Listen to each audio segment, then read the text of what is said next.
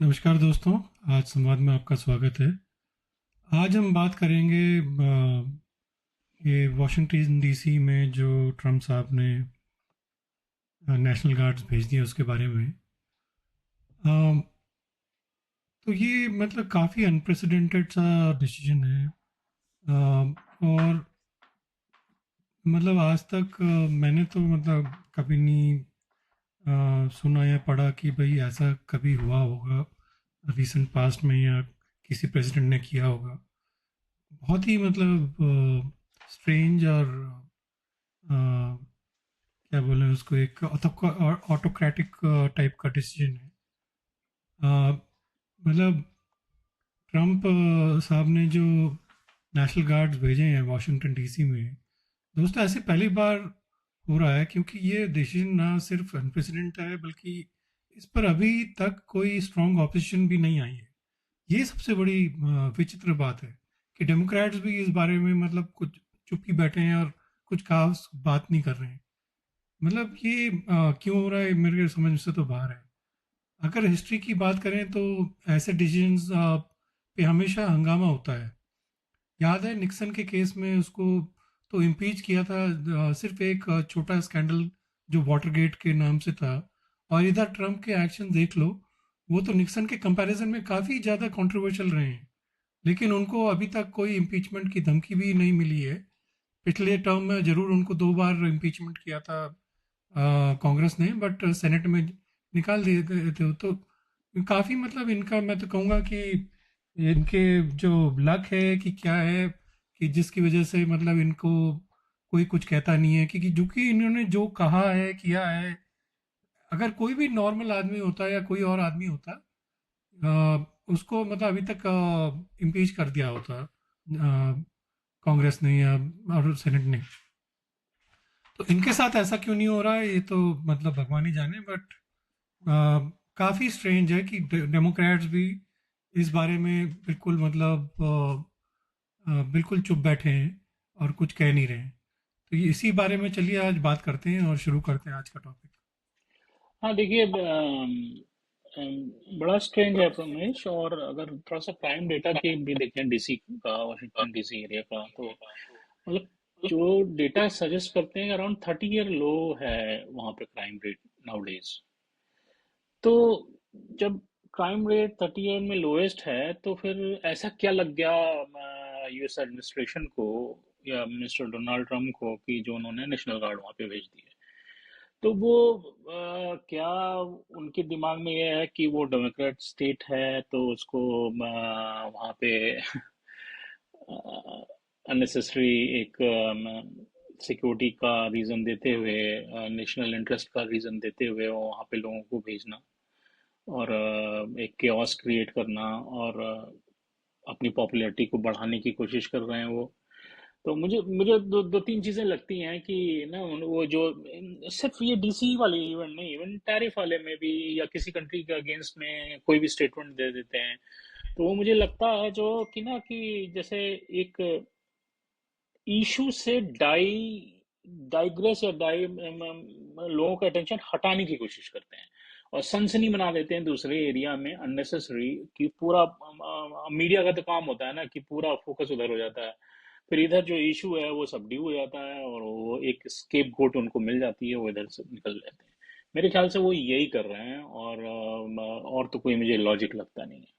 इसमें actually 2-3 reason है इसके। हम्म। एक तो ये है कि उन्होंने जो है एक बार वो जब वो व्हाइट हाउस की तरफ जाते हैं तो बहुत सारे होमलेस लोग देखते हैं, तो उनको निकालने के लिए वो ये कर रहे हैं, क्योंकि वो डीसी में ये सब नहीं देखना चाहते, उनको डीसी से दूर करना चाहते हैं।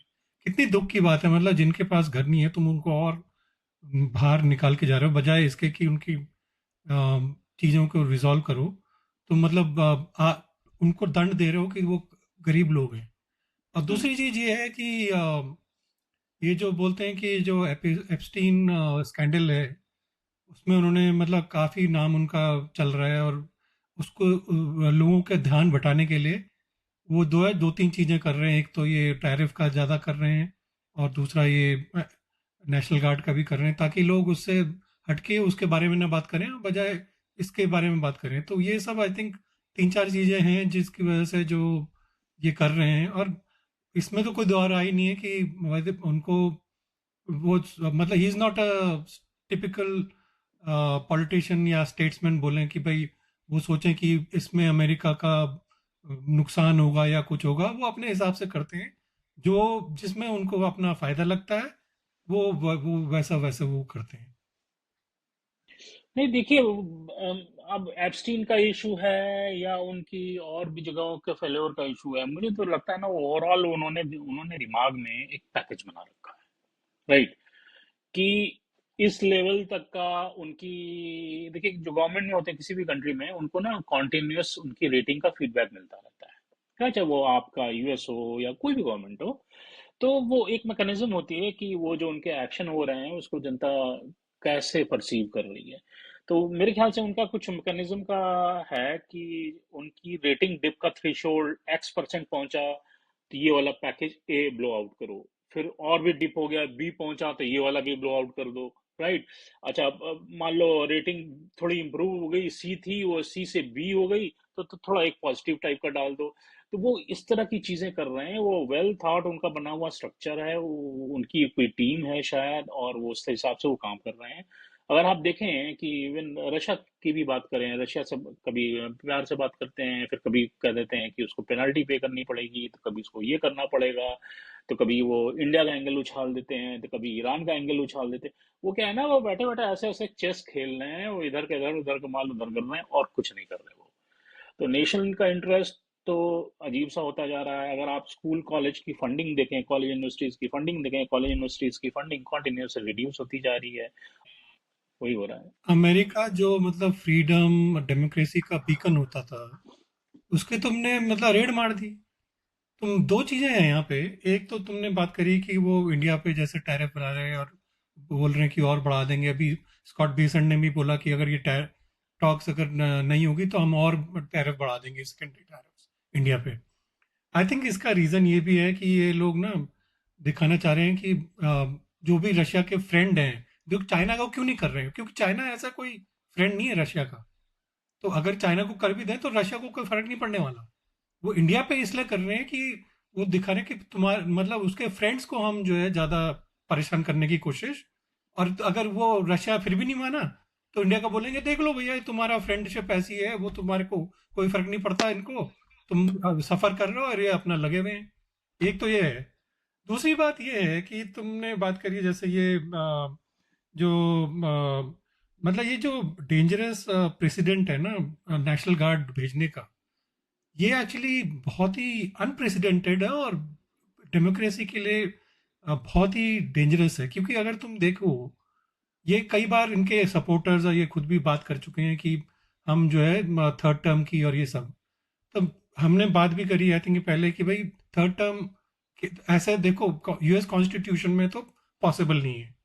तो अगर ये आने से पहले कहें कि मैं तो निकलूंगा ही नहीं, मैं तो यहाँ से जाऊंगा ही नहीं, तो कर लो तुम जो करना है। मैं नेशनल गार्ड करके या उसके बिल्कुल डिक्टेटर टाइप के अगर बन गए तो उनको कौन रोकने वाला है? भाई तुमने कॉन्स्टिट्यूशन की तो धज्जियां उड़ा ही दी हैं। तुम सुप्रीम कोर्ट की सुनोगे नहीं। वैसे भी सुप्रीम कोर्ट तुम्हारी जो है कुछ कह नहीं पा रहा है, हर चीज तुम्हारे हिसाब से कर रहा है। चलो कल अगर उसने मान भी दिया, मान लो बोल भी दिया कि ऐसा नहीं होगा, तो तुम सुनोगे नहीं। तो तुम्हें कौन रोकने वाला है? तुम तो मतलब आउट ऑफ कंट्रोल हो चुके हो ना। तो इस चक्कर में मैं तो कह रहा हूँ कि ये this is these signs are not good for American democracy. कि जो जो जा चुका है कैनेडा तुम मैच ही नहीं कर सकते। ये जो ये चाइना है, इंडिया है, इन सब चीजों जगह पे जो मैन्युफैक्चरिंग सस्ते दामों पे होती है और अच्छी क्वालिटी में होती है, उस क्वालिटी को करने में तुम मतलब यहाँ पे तो तुम्हारी बाट लग जाएगी। तुम ये देखो कि अगर तुम सिंपल जैसे एग्जांपल देखो, अगर हम ये बोलते हैं कि एप्पल को कि तुम इंडिया में और चाइना में मत असेंबल करो, वहां पे मैन्युफैक्चरिंग नहीं करो।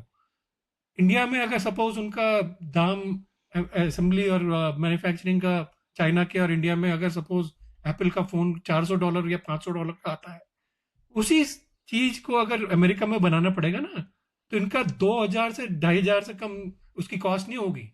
और उसको तुम अगर बेचोगे तो 3-3,500 में बेचोगे। तो तुमने 3 गुना कर दिया ना उसके दाम यहाँ पे अगर करने हैं। तो ये तो एक सिंपल एग्जाम्पल है। ये भी छोड़ा, अगर छोटी छोटी चीजें हैं वो अगर तुम यहाँ पे करने पड़ोगे तो हर चीज का दाम बहुत बढ़ जाएगा यहाँ पे। तो आम आदमी तो मतलब आपत आ जाएगी यहाँ पे जो ये लोग कर रहे हैं। चलो टैरिफ की बात तो हमने कितनी कर दी, बट ये जो अनप्रेसिडेंटेड डिसीजन इन्होंने लिया है कि जो नेशनल गार्ड मतलब वहां पे भेजना, और क्या तुम्हारे नेशनल इमरजेंसी हुई थी ये बताओ तुम।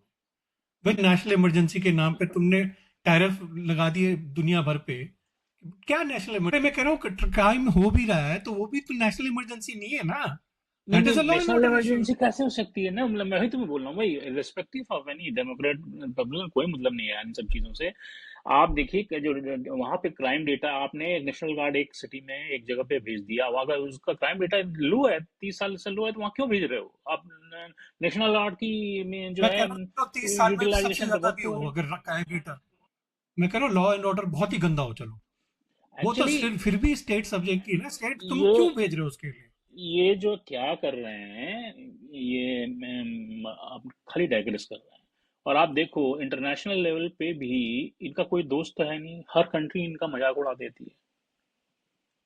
अब तो यूक्रेन का भी प्रेसिडेंट कुछ ना कुछ बोलना चालू कर दिए हैं, रशिया तो वाले तो सुनते ही नहीं, चाइना तो सुनता ही नहीं है उनको। ब्राजील के प्रेसिडेंट को दिखे ओपनली बोलना चालू कर दिए हैं, आपके अफ्रीकन कंट्री के लीडर्स भी बोलना चालू कर दिए हैं।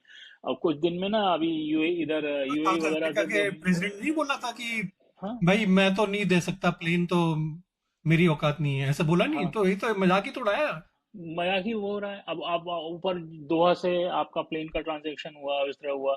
तो देखिए नेशन इनका इंटरेस्ट तो आई डोंट नो क्या हो रहा है, तो वो आपकी ना इमेज है, मतलब कुछ तो समझ में आया ना कि चलिए कभी कभी क्या होता है कि कोई लीडर होते हैं ना, वो थोड़ा रॉ रॉ रॉ ऑपरेट करते हैं, तो एक बेनिफिट ऑफ डाउट दे दीजिए कि चलिए he is not that polish leader, raw operate कर रहे हैं, बट आउटकम भी तो नहीं है कोई चीज। आप ना जो है जिसको कहते हैं इन्फ्लेशन कंट्रोल कर पा रहे हो, अरे आप तुमने ना जब सारे तुम्हारे एडवाइजर जो बनाए हैं वो भी तो तुम्हारे जैसे ही हैं, वो जो हाँ साइकोफेंट्स हैं।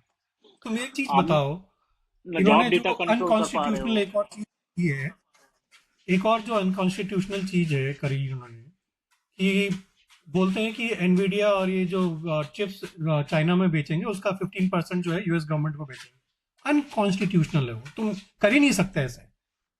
और मतलब तुमने ऐसी बेवकूफ़ी की चीज़ें तुम बोल रहे हो और ऐसे कर रहे हो। पहली बात तो बाइडन में हमने बात भी करी थी कि ये एक ही चीज़ ढंग की करी कि जो चाइना को उसने चिप बंद कर दी और उन्हें अपना खोल दी वो उसके चाइना के दबाव में। तो हम्म। मतलब अब फिर तुम बोल रहे हो कि एनवीडिया को 15% तुम यूएस गवर्नमेंट को दो, मतलब ये तो घूस होगी ना। अब वही है कि मतलब अब क्या बोला जाए, मतलब जिसको कहते हैं ना कि जो मतलब कुछ हर भी जगह कर रहे से हो मतलब रिजेक्शन है, तुम जो मर्जी है। हर जगह से यूएस की लीडरशिप का रिजेक्शन हो रहा है ग्लोबली, और ये ठीक नहीं है। और सिर्फ डेमोक्रेट्स, देखिए डेमोक्रेट पे तो मेरे को बिग क्वेश्चन है वो कर क्या रहे हैं। दूसरी चीज क्या होती है कि भाई इवन रिपब्लिकन आप क्या कर रहे हो, why you guys are not talking Republican तो इन पार्टी इन खत्म है, तो वो रिपब्लिकन पार्टी अब आप ट्रम्प पार्टी हो चुकी है, खत्म हो चुकी है। तो और डेमोक्रेट का क्या है, वो लोग तो कुछ कर ही नहीं रहे हैं। हर चीज जो है अनकॉन्स्टिट्यूशनल होती जा रही है, और मतलब बड़ी सैड स्टेट है। अब देखिए आगे क्या होता है, इससे ज्यादा क्या बोलेंगे हम। अब दूसरी चीज जो है मतलब तुम ये देखो, अगर तुम जैसे इनके मागा वाले सपोर्टर्स बोलते हैं कि इनको ये इमिग्रेशन में करना चाहिए, यूएस सिटीजन्स को पकड़ा जा रहा है। अभी एक न्यूज़ थी मैंने पढ़ी जिसमें एक मागा सपोर्टर को 48 आवर्स में डिटेंशन में रखा, उसको पानी तक नहीं दिया। वो मतलब अब तुम अपने ही सपोर्टर को, चलो चलो अब सपोर्टर छोड़ो, मतलब यूएस सिटीजन को कैसे तुम डिटेंशन में रख सकते हो यार। कैसे मतलब ऑथोरिटेरियन टाइप के तुमने रेजीम बना दिए, जो तुम्हारे हिसाब से नहीं चलेगा तुम उसको पकड़ लोगे। या तुम जो मतलब नॉन वाइट्स के लिए तो बहुत ही डेंजरस टाइम है ये, मैं कह रहा हूँ। क्या बोला जाए। कुछ नहीं कह सकते कि तुम कल क्या हो जाए। अब तो हाल ये है प्रमेश स्टूडेंट्स कि को तुमने यूनिवर्सिटीज पब्लिक की फंडिंग खत्म कर दी। एक चीज पब्लिकली बताओ अच्छा मुझे, बोलने यूएस को में भी कैसे जाना जो जाता है, काय के लिए जाना जाता है यूएस को। मेरा एक क्वेश्चन बताओ आप, कि यूएस को काय के लिए जाना जाता है, एजुकेशन के लिए? तो तुमने उसी की जो है फंडिंग वगैरह खत्म करके कोलंबिया हार्वर्ड की ऐसी तैसी कर दी तुमने। स्टूडेंट्स को तुमने डिपोर्ट कर दिया, तो काय के लिए तुम कर रहे हो ये बताओ, बताओ मुझे। कुछ है इसका आंसर? कोई आंसर नहीं है। अब आप देखिए, हाल ये हो गया है कि डिक्टेटरशिप है, और आज की डेट में इस तरह से पब्लिकली बात करने में भी आदमी को, मैं तो ये कहूँगा कि we all need to be very little bit sensitive here, कि यार जैसे हम आप बात कर रहे हैं, कुछ क्या पता हमारे यहाँ पे क्या एक्शन हो जाए। तो इससे ज़्यादा कुछ नहीं बोलने वाला मैं। ये सिचुएशन है, हो रहा है ऐसा, मतलब it's we are hearing in the news, right? तो वो तो हो ही रहा है। एनीवे। अरे ये तुमने सुना कि एक जो ट्रम्प को जिसने प्रोसिक्यूट किया या वो खिलाफ चार्जेस लाए थे, पता नहीं उसकी लेडी का नाम मैं भूल गया हूँ। 500 मिलियन डॉलर का कुछ सूट लेके आए थे जिसमें वो कि इन्होंने धांधलीबाजी वगैरह की थी। उसके खिलाफ इन्होंने, एफबीआई ने वो कर दिया है चालू केस। और फिर एक और रिपोर्टर के, आई थिंक कौन सा रिपोर्टर की बात कर रहे थे, नाम में यार, अभी उस रिपोर्टर को भी लिए भी अगेंस्ट केस चालू कर दिया है। एफबीआई वगैरह को सबको, मतलब तुम ऐसे टूल बना दिया तुमने अपने लोगों के प्रोसिक्यूट करने के लिए। मिस यूज ऑफ गवर्नमेंट भी तुम मतलब कर रहे हो। कोई मतलब थोड़ी रह, कोई कॉन्स्टिट्यूशनल चेक थोड़ी रह गया है। जस्टिस तुम्हारे अंदर, जस्टिस डिपार्टमेंट पूरा तुम्हारे अंदर है। जिसको कैसे प्रोसिक्यूट करना है, कैसे करना है, सब तुम्हारे अंदर है।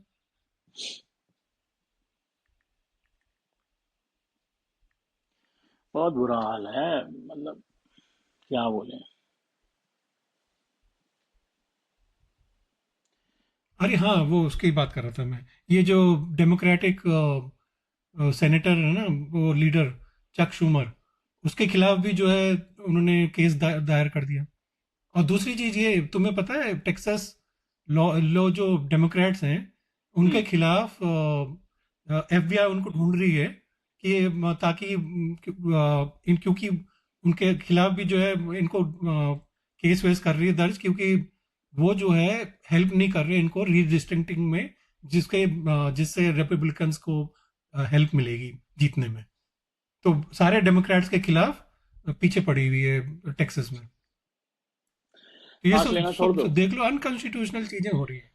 मैं बोल तो रहा हूँ, सांस लेना छोड़ देना चाहिए, और क्योंकि मिस्टर ट्रम्प को पसंद नहीं आएगा कि आप इस तरीके से सांस ले रहे हैं, ये सच्चाई है। सीरियसली। यही सच्चाई है। और मतलब मैं तो यही बोलूँगा, भैया बोलने से पहले थोड़ा सा 5 बार सोच लीजिए, क्योंकि कुछ भी हो सकता है। Anything can happen. सही बात है। बहुत ही टफ टाइम्स में एक्चुअली हम जी रहे हैं। हम्म। खैर जो भी है, देखते हैं क्या होता है। आज का एपिसोड यहीं पे समाप्त करते हैं। आप अपना ख्याल रखिए, सच्चाई से जुड़े रहें। आज संवाद करते हैं। धन्यवाद, नमस्कार। चलिए जी, नमस्कार।